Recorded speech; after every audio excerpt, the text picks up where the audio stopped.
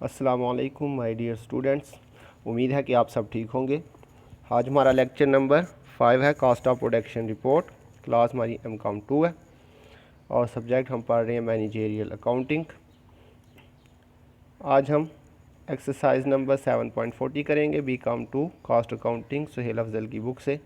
तो सबसे पहले हम क्वेश्चन को रीड कर लेते हैं। Moulding department of Mehran manufacturers adds all material at the beginning of process and any loss units are discovered at this point. Following data are collected from records of molding department for the month of March 2002.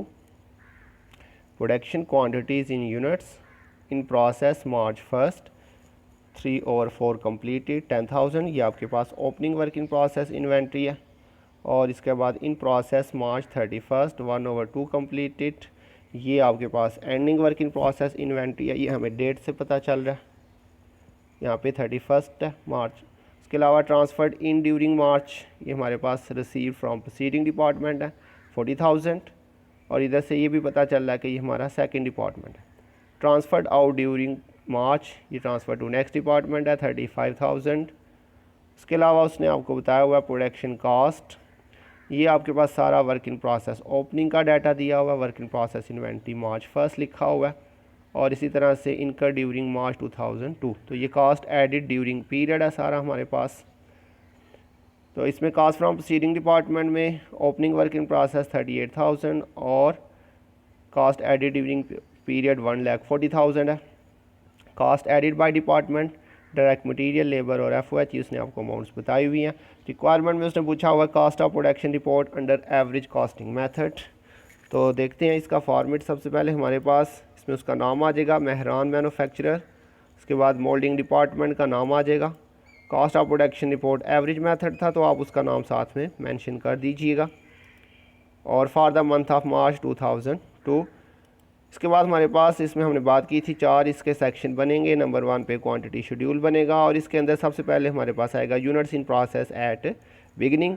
तो अभी question में से जाके हम देखते हैं हमारे पास units in process at beginning कौन से हैं। तो ये देखिएगा आपके पास इन प्रोसेस मार्च 1st लिखा हुआ है, तो ये आपके पास 10,000। तो ये आपके पास work in process beginning inventory है 10,000। इसको यहाँ पे पुट करते हैं, हमारे पास ये 10,000 आ जाएगा। और उसके बाद units receive from proceeding department आ जाएगा। तो ये देखिएगा ट्रांसफर्ड इन ड्यूरिंग मार्च, तो ये units received from preceding department 40,000 आ जाएगा आपके पास। और उसके बाद आपके पास इसका टोटल करें तो ये 50,000 बन जाएगा। और उसके बाद नेक्स्ट आपके पास units transfer to next department, तो ये देखिएगा ट्रांसफर्ड आउट ड्यूरिंग मार्च दिया हुआ है 35,000। इसको पुट करते हैं यहाँ पे, तो ये 35,000 आ जाएगा। और उसके बाद यूनिट्स इन प्रोसेस, यहाँ पे मैंने आपको बताया था एंडिंग यूनिट्स आएंगे। अंडरस्टूड है, यहाँ पे आपने हमेशा ओपनिंग लिखनी है और यहाँ पे एंडिंग लिखनी है, तो इसलिए हम इसके साथ एंडिंग मेंशन नहीं करते। तो ये आपके पास देखते हैं एंडिंग कितना दिया हुआ, ये लिखा हुआ इन प्रोसेस मार्च 31st, ये डेट से हमें पता चल रहा है ये हमारा एंडिंग इन प्रोसेस है। तो 10,000 है ये भी, तो ये हमने यहाँ पे पुट कर लिया 10,000। और अब इसके बाद हमारे पास इसका जो टोटल है वो इसके सेम इक्वल आना चाहिए, लेकिन यहाँ पे हमारे पास जो टोटल आ रहा है वो 35,000 प्लस 10,000 करें तो ये आपके पास 45,000 बन रहा है। तो अब हम यहाँ पे क्या करेंगे, ये जो आपके पास 50,000 टोटल आया हुआ है इसी को हम नीचे लिख लेंगे और इसमें से आपने ये दोनों वैल्यूज़ माइनस करनी है। तो आपके पास ये 5,000 का जो डिफरेंस आ रहा है, तो हमने बात की थी अगर आपके पास डिफरेंस आ जाए और उसके बारे में कुछ ना मेंशन किया हो तो हम उसे नॉर्मल लॉस कंसीडर करेंगे। तो ये यूनिट्स लॉस इन प्रोसेस आ जाएगा नॉर्मल लॉस। तो ये हमारा फर्स्ट जो इसका सेक्शन है वो कंप्लीट हो गया। उसके बाद चलते हैं अपने सेकंड सेक्शन की तरफ। उसके अंदर हमारे पास सबसे पहले आ जाएगा कॉस्ट चार्ज टू डिपार्टमेंट, और इसके अंदर हमने बात की थी 2 हेडिंग्स आएंगी, एक तो कॉस्ट फ्रॉम प्रोसीडिंग डिपार्टमेंट आ जाएगी और इसके अंदर आगे से फिर से 2 हेडिंग्स आएंगी, work in process beginning inventory और कॉस्ट ट्रांसफ़र ड्यूरिंग पीरियड। तो work in process beginning inventory question में से देखते हैं हमारे पास, ये देखिएगा हमारे पास हेडिंग है कॉस्ट फ्रॉम प्रोसीडिंग डिपार्टमेंट और इसके अंदर हमने work in process beginning inventory. तो ये देखिएगा यहाँ पे लिखा हुआ है कॉस्ट फ्रॉम प्रोसीडिंग डिपार्टमेंट, तो ये हमारे पास है work in process inventory March 1st, तो ये हमारे पास बिगिनिंग इन्वेंट्री है और ये कॉस्ट एडिड ड्यूरिंग पीरियड है। तो ये हमारे पास आ जाएगी कॉस्ट फ्रॉम प्रोसीडिंग डिपार्टमेंट के अंदर work in process beginning inventory 38,000 तो इसको यहाँ पे पुट कर लेते हैं। उसके बाद इसके अंदर हमारे पास जो दूसरी चीज़ आएगी वो आएगी कॉस्ट ट्रांसफ़र ड्यूरिंग पीरियड। तो ये देखें कॉस्ट फ्रॉम प्रोसीडिंग डिपार्टमेंट और इसमें हमने कॉस्ट ट्रांसफ़र ड्यूरिंग पीरियड, तो यही हमारे पास हेडिंग थी कॉस्ट फ्रॉम प्रोसीडिंग डिपार्टमेंट। और इसमें हमारे पास इनकर ड्यूरिंग मार्च, तो ये कॉस्ट एडिड ड्यूरिंग पीरियड आ जाएगा कितना 1,40,000। तो इसको यहाँ पे पुट कर लेते हैं 1,40,000। अब इन दोनों का टोटल करेंगे तो वो हमारे पास total cost from proceeding department आ जाएगा।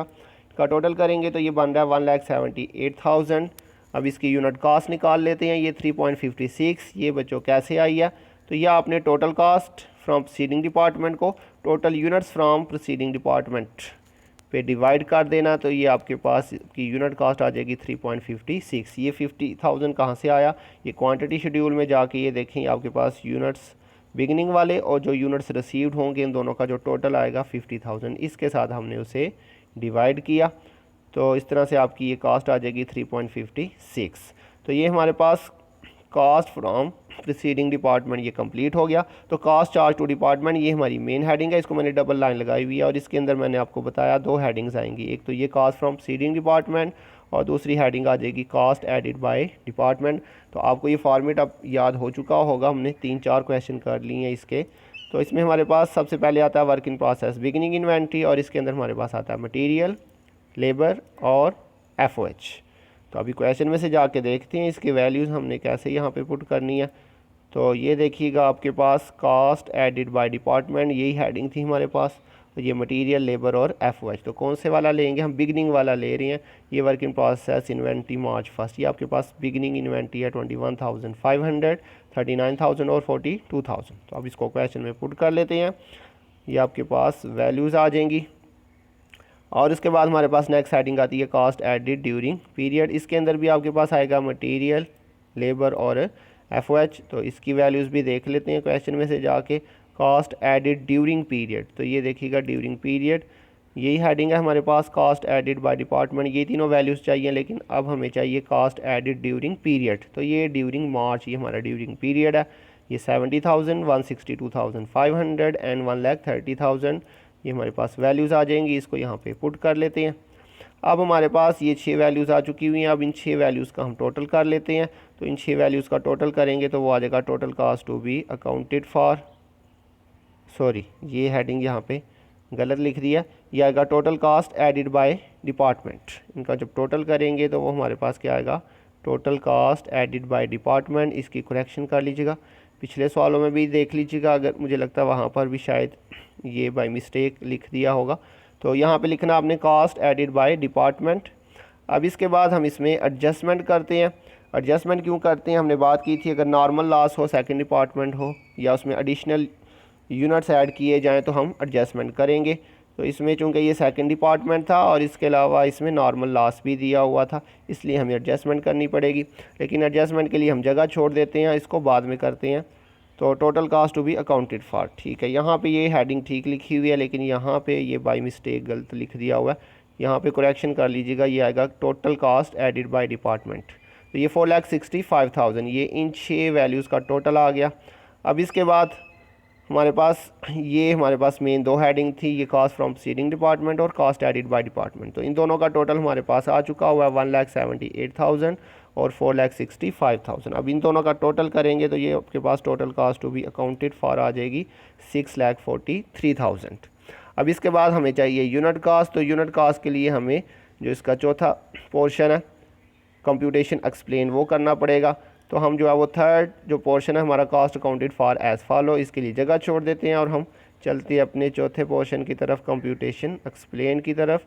और इसके अंदर हम इक्विवेलेंट प्रोडक्शन निकालेंगे। उसका फार्मूला आपके पास units transferred plus ending units या ending work in process inventory into stage of completion plus units on hand, अगर होंगे तो लिख लेंगे, नहीं होंगे तो नहीं लिखेंगे। तो इसमें अब हमने बात की थी अगर stage of completion material, labour, FOH की सेम होगी तो फिर हम इक्विवेलेंट प्रोडक्शन तीनों के लिए इकट्ठा एक दफ़ा ही निकाल लेंगे। लेकिन अगर स्टेज ऑफ कंप्लीशन डिफरेंट है तो फिर हम तीनों के लिए अलग-अलग कैलकुलेशन करेंगे। तो अभी क्वेश्चन में चल के देखते हैं हमारे पास स्टेज ऑफ कंप्लीशन सबकी सेम है या डिफरेंट है। तो ये बच्चों देखिएगा, उसने आपको यहाँ पर बताया था adds all material at the beginning of process. तो बच्चों ये पॉइंट याद रखिएगा, material added at the beginning होगा तो इसका मतलब है कि मटेरियल आपका 100% होगा, और अगर लिखा हो material added at the end of year या एंड ऑफ प्रोसेस तो फिर आपने मटेरियल को 0% लेना। ये आपने बी कॉम के अंदर भी ये पॉइंट किया हुआ है, material added at the beginning होगा तो 100% लेंगे मटेरियल के लिए, और material added at the end of process होगा तो 0% लेंगे। अब यहाँ पे मटेरियल जो है वो 100% लेंगे, लेकिन इसके अलावा उसने आपको ये एंडिंग जो इन्वेंट्री है उसकी स्टेज ऑफ कंप्लीशन 1/2 यहाँ पे बताई हुई है। तो ये जो 1/2 है ये आपके पास लेबर एंड FOH के लिए आ जाएगी, और मटेरियल का जो है वो आपके पास 100% आ जाएगा। इसलिए अब हम मटेरियल के लिए अलहदा से कैलकुलेशन करेंगे और लेबर और FOH के लिए अलहदा से। यहाँ पे लिखा नहीं है उसने कि लेबर और FOH की, लेकिन यहाँ पे हमें मटेरियल का चूँकि अलहदा दिया हुआ है तो अंडरस्टूड है ये जो उसने 1/2 दिया हुआ है ये आपके पास लेबर एंड FOH का। तो अभी हम इसमें वैल्यूज़ पुट करते हैं। मटेरियल यूनिट्स ट्रांसफर थे 35,000 और एंडिंग यूनिट्स इन प्रोसेस 10,000 थे। तो स्टेज ऑफ कंप्लीशन मटेरियल की हमने 100% ली, तो ये आपने सारा सॉल्व किया तो ये आपके पास 45,000 यूनिट्स। इसके बाद लेबर एंड FOH के लिए सेम रेट था, इसलिए हम इसके लिए इकट्ठा निकाल लेते हैं। Units transfer 35,000, ending units in process 10,000 और स्टेज ऑफ कंप्लीशन थी 1/2। ओपनिंग की आपने जो स्टेज ऑफ कंप्लीशन है उसका आपने कुछ भी नहीं करना, ये 1/2 किया और इसको प्लस किया तो ये 40,000। उसके बाद यूनिट कॉस्ट निकालते हैं, उसका फार्मूला आपके पास cost of work in process beginning inventory और plus cost added during period divided by equivalent production.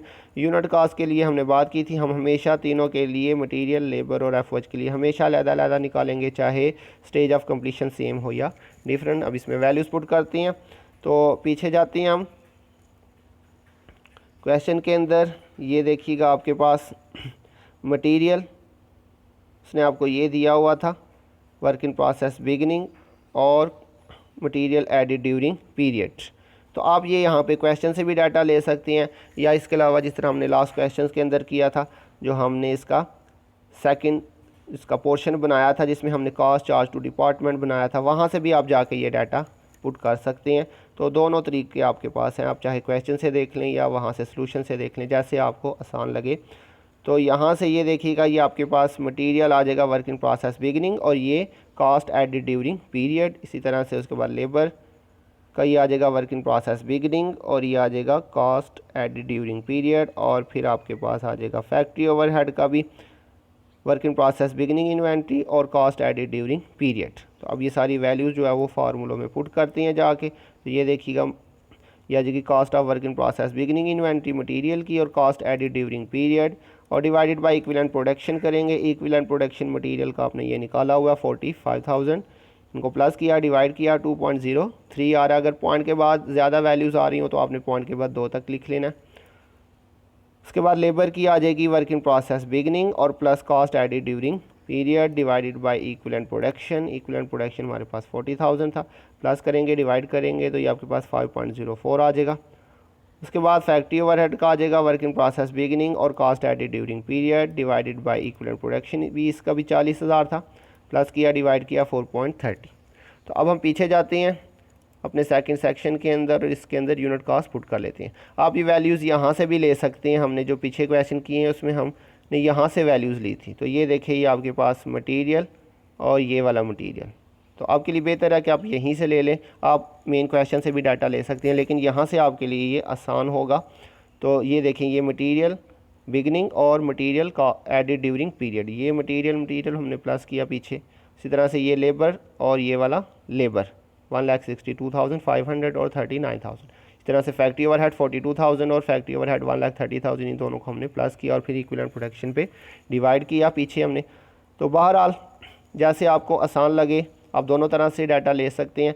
अब इसमें हम यूनिट कॉस्ट पुट करते हैं। ये हमारे पास मटेरियल की आ गई थी, उसके बाद लेबर और फिर उसके बाद फैक्ट्री ओवरहेड, इन तीनों का टोटल कर लेते हैं। ये हमारे पास आ गया 11.37 इन तीनों का टोटल। अब इसमें हमने एडजस्टमेंट करनी है, तो एडजस्टमेंट के लिए हमारे पास यहाँ पे फॉर्मूला लिखा हुआ है total cost from proceeding department. ये हमारे पास टोटल कॉस्ट है from proceeding department 1,78,000। Total units हमारे पास 50,000 हो गए थे और प्लस एडिशनल यूनिट्स अभी तक किसी भी क्वेश्चन में नहीं आया। हम नेक्स्ट डिपार्टमेंट में जाके मज़ीद यूनिट्स भी ऐड कर सकते हैं, अगर होंगे तो आपने प्लस कर देने और उसमें से आपने यूनिट्स लॉस, और यहाँ पे आपने सिर्फ नॉर्मल लॉस माइनस करना है, अब नॉर्मल लॉस माइनस नहीं करना। तो अब इसमें हम वैल्यूज़ पुट कर लेते हैं। तो ये देखिएगा हम इसमें वैल्यूज़ पुट की हैं, ये 1,78,000, 50,000 टोटल यूनिट्स थे और इसमें से एडिशनल कोई नहीं था और इसमें नॉर्मल लॉस था 5,000। ये माइनस करेंगे 45,000 आ जाएगा और फिर इसको हम डिवाइड करेंगे तो ये आपके पास 3.96 आ जाएगी। तो यहाँ पे बच्चों आपने ये जो यूनिट कास्ट निकाली हुई है इसको आपने डबल लाइन लगा देनी है, इसको आगे आपने कहीं पे भी यूज़ नहीं करना। अब इसकी जगह पे आपने ये वाली जो यूनिट कास्ट है एडजस्टेड यूनिट कास्ट ये यूज़ करेंगे। अगर एडजस्टेड यूनिट कास्ट नहीं निकलेगी तो फिर आपने ये वाली वैल्यू यूज़ करनी है। तो अब हम इसको और इसको जो है वो प्लस कर लेते हैं 11.37 और 3.96, तो इन दोनों का टोटल आपके पास आ जाएगा 15.33। तो ये अब आपके पास सेकंड जो इसका पोर्शन था वो कंप्लीट हो चुका। अब हम चलते हैं अपने थर्ड पोर्शन की तरफ, cost accounted for as follow. इसके अंदर हमारे पास cost transfer to next department और इसका फार्मूला था units transferred into unit cost. इसके अंदर वैल्यूज़ पुट करते हैं। यूनिट्स ट्रांसफर्ड थे आपके पास 35,000 और यूनिट कॉस्ट जो भी आपने कैलकुलेट किया है 15.33, लेकिन इसको मल्टीप्लाई करके मैंने आपको बताया था हम यहाँ पे अमाउंट नहीं लिखेंगे, इसके लिए हमें यहाँ पे एडजस्टमेंट करनी पड़ेगी। और इसके बाद इसमें आता है हमारे पास cost of units on hand और अब नॉर्मल लॉस, लेकिन अभी तक किसी भी क्वेश्चन में cost of units on hand या अब नॉर्मल लॉस नहीं दिया हुआ, इसलिए हम वो 2 पॉइंट स्किप कर रहे हैं। उसके बाद नेक्स्ट आ जाएगा हमारे पास work in process ending inventory. ये हमारे पास सेकंड डिपार्टमेंट है, इसलिए हम यहाँ पे सबसे पहले लिखेंगे कॉस्ट फ्रॉम प्रोसीडिंग डिपार्टमेंट और इसका फार्मूला आपके पास ending work in process units और इनटू एडजस्टेड यूनिट कॉस्ट। यहाँ पे अगर एडजस्टमेंट नहीं होगी तो फिर आपने कॉस्ट फ्रॉम प्रोसीडिंग डिपार्टमेंट जो निकाली होगी ऊपर वो आपने लिख लेनी है। अब इसमें वैल्यूज़ पुट कर लेते हैं, सॉरी बाद में करते हैं, पहले हम इसको कंप्लीट कर लेते हैं। तो ये हमारे पास मटेरियल आ जाएगा, उसके बाद लेबर FOH और इनका टोटल करेंगे तो ये टोटल कॉस्ट अकाउंटेड फॉर आ जाएगा। अब इसमें वैल्यूज़ पुट करते हैं। हमारे पास सबसे पहले ये ending work in process units, ये हमारे पास क्वांटिटी शेड्यूल में से आप देख लीजिएगा 10,000 था, तो ये हमारे पास 10,000 आ गया। एडजस्टेड यूनिट कास्ट ये भी हम देखते हैं, ये देखें हमने एडजस्टेड यूनिट कास्ट निकाली थी 3.96, तो ये हम उस पर पुट कर देते हैं। ये हमने पुट किया, अब इसको मल्टीप्लाई किया तो ये 39,600। उसके बाद मटेरियल के अंदर ending work in process units ये तो 10,000 ही रहेंगे, तो ये पुट कर लेते हैं इसके अंदर। और स्टेज ऑफ कंप्लीशन मटेरियल की बच्चों हमने बात की थी, ये 100% था क्योंकि material added at the beginning था, तो यहाँ पे वैल्यूज़ पुट कर लेते हैं। ये 100% आएगा, ये बाई मिस्टेक 10% लिखा हुआ है, इसको ठीक कर लीजिएगा, ये 100% है। तो उसके बाद यूनिट कास्ट ऑफ मटेरियल आपने कैलकुलेट की थी 2.03 को मल्टीप्लाई किया तो ये आपके पास आ रहा है 20,300। उसके बाद लेबर के अंदर ending work in process units 10,000, stage of completion इसकी उसने आपको बताई थी 1/2 और यूनिट कास्ट ऑफ लेबर आपके पास 5.04 है। इसको मल्टीप्लाई करेंगे और ये सारा सॉल्व करके आपके पास आ रहा है 25,200। और उसके बाद फैक्ट्री ओवरहेड के अंदर ending work in process units 10,000 आ जाएंगे। इसकी भी स्टेज ऑफ कंप्लीशन सेम वही थी 1/2 और यूनिट कास्ट ऑफ ओवरहेड 4.30 था। ये सारा सॉल्व करेंगे तो ये आपके पास 25,200। अब इन चार वैल्यूज़ का हमने टोटल किया तो ये आपके पास 1,06,600। अब यहाँ पे आपने जो वैल्यू पुट करनी है वो आपने कास्ट चार्ज टू डिपार्टमेंट के अंदर जाके ये जो total cost to be accounted for है 6,43,000, यहाँ से आपने ये वैल्यू उठा के यहाँ पे पुट करनी है। तो ये हमने यहाँ पे पुट की 6,43,000। अब इसमें से आपने ये वाली वैल्यू माइनस कर देनी है, जो डिफरेंस आएगा वो आपने यहाँ पे लिखना, चाहे वो इसको मल्टीप्लाई करके सेम ना भी आ रहा हो, लेकिन आपने फिर भी ये यहाँ से माइनस करना है, इसको जो आएगा वो आपने यहाँ पे लिखना, यहाँ पे मल्टीप्लाई करके नहीं लिखना, आपने यहाँ पे लिख देना, ऐसे इसको शो कर देना, लेकिन यहाँ पे जो वैल्यू लिखेंगे वो हम यहाँ से माइनस करके लिखेंगे। ये भी हो सकता है कि आप इसको माइनस करके यहाँ पे जो वैल्यू लिखें वो वाली और इसको मल्टीप्लाई करके जो वैल्यू है वो सेम भी आ सकती है सम टाइम, लेकिन सम टाइम जो है वो डिफरेंट भी आ सकती है। चाहे सेम आए चाहे डिफरेंट आए, आपने इधर से ही माइनस करके लिखनी है। तो ये हमने यहाँ से ही वैल्यू माइनस करके यहाँ पे लिखी 5,36,400। ये इसको अंडरलाइन नहीं करना आपने। तो ये अब हमारा क्वेश्चन कंप्लीट हो चुका है, लेकिन अब हम इधर से चेक करते हैं कि हमारा कितना डिफरेंस आ रहा है। इसको मल्टीप्लाई करके देखते हैं हमारे पास क्या वैल्यू आती है। तो ये देखें हमने ये 35,000 को 15.33 से मल्टीप्लाई किया तो ये हमारे पास आ रहा है 5,36,550। ये हमारी एक्चुअल वैल्यू आ रही है इसको मल्टीप्लाई करके, जबकि हमने यहाँ पे कितना लिखा 5,36,400। अब इन दोनों का डिफरेंस ले तो आपके पास 150 का डिफरेंस आ रहा है और ये रुपीज़ में आ रहा है, तो बिल्कुल माइनर सा डिफरेंस है। तो मैंने आपको बताया था कि इतना जो डिफरेंस आएगा वो आपका एक्सेप्टेबल होगा। रुपीज़ में अगर डिफरेंस आए तो 3-4 हज़ार तक का भी एक्सेप्टेबल होगा, लेकिन डॉलर्स के अंदर अगर अमाउंट्स दी हों तो उसमें जो है वो सिर्फ जो है वो हज़ारों में एक्सेप्टेबल नहीं होगा। तो ये बच्चों आपका क्वेश्चन कंप्लीट हो चुका है। मुझे उम्मीद है कि आपको समझ आ गई होगी। अगर कोई पॉइंट है जिसकी आपको समझ नहीं आई तो आप मैसेज कर सकते हैं, कमेंट सेक्शन में जाके मैसेज कर सकते हैं, तो इंशाल्लाह मैं उसको एक्सप्लेन कर दूंगा। तो बच्चों नीचे कमेंट सेक्शन में जाके अपना फ़ीडबैक ज़रूर दीजिएगा। अपना ध्यान रखिएगा। इंशाल्लाह बहुत जल्द मिलेंगे नेक्स्ट लेक्चर के साथ। तब तक के लिए अल्लाह हाफिज़।